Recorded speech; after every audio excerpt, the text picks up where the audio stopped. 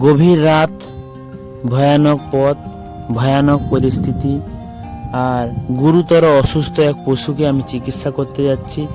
বন্ধুরা, চারিদিকে চোর ডাকাতের সমাগম, তার মধ্যে আমাদের ছুটতে হচ্ছে। বহুজন বহু কথা বলছে, তার মধ্যে আমাদের কাজকর্ম করতে হচ্ছে, রাতের বেলাও ছুটতে হচ্ছে। তো এখন চলে এসেছি আমি এক খুদে বাছুরের চিকিৎসা করতে। এই খুদে বাছুরটা কিন্তু খুবই অসুস্থ, আর দেখতে পাচ্ছি যেটা এই বাছুরটা প্রচুর পরিমাণে দুধ খেয়ে নিয়েছে, যার ফলে একটা অম্বল জ্বরের প্রাদুর্ভাব সৃষ্টি হয়েছে। এই অম্বল জ্বরের কারণে ঝিমিয়ে আছে বাছুরটা, জ্বর আছে এবং গায়ে কোনো চঞ্চলতা নেই। তাই আমাকে চিকিৎসা করতে ডাকা হয়েছে।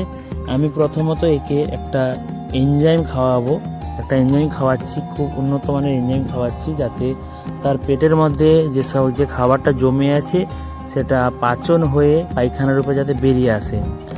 এবং এই এনজাইমটা খাওয়ানোর পর আমি আর একটা গ্যাসের ইঞ্জেকশন করব। গ্যাসের ইঞ্জেকশনটা খুবই প্রয়োজন, গ্যাসের ইঞ্জেকশন করব। তারপর একটা লিভারের ইঞ্জেকশন করব, আর একটা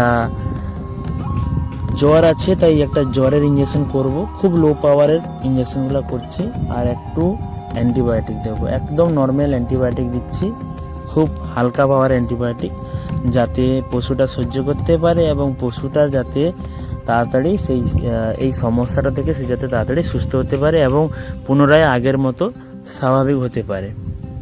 তো যে সমস্ত বন্ধুরা ভিডিওটা দেখছেন, যদি ভিডিওটা ভালো লাগে বা আমার কাজ ভালো লাগে বা আমার ভিডিওগুলো দেখেন রোজ, তাদের বলবো যে একটা লাইক করবেন এবং একটা গঠনমূলক কমেন্ট করবেন, যাতে আমরা এই সমস্ত কাজ করে উৎসাহিত হতে পারি।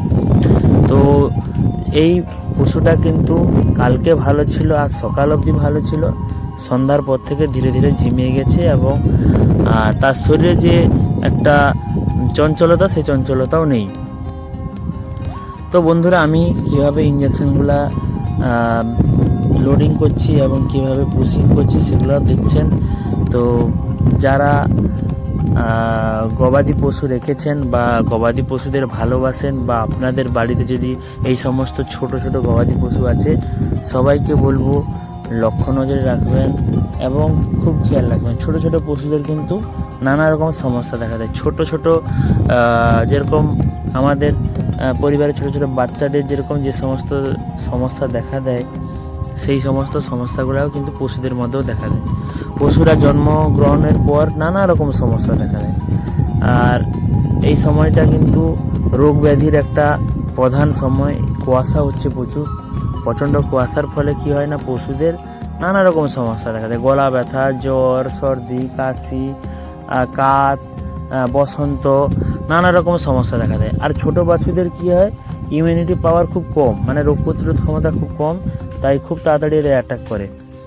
তাই যারা পশু রেখেছেন বা যাদের বাড়িতে ছোট ছোট গবাদি পশু আছে, সবাই লক্ষ্য নজর করবেন এবং সঠিক সময়ে চিকিৎসা করাবেন।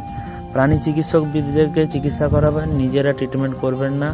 কারণ ছোট ছোট পশুদের কিন্তু ওজন অনুপাতে ডোজ হয়, তাই নিজেরা চিকিৎসা করতে যাবেন না। আর যদি কেউ অভিজ্ঞতা থাকে বা কাজ করেছেন, ওনারা করতে পারেন। তবে আমি বলবো সবসময় প্রাণী চিকিৎসকবিদ্যায় চিকিৎসা করাবেন, সেটা সরকারি হলে ভালো।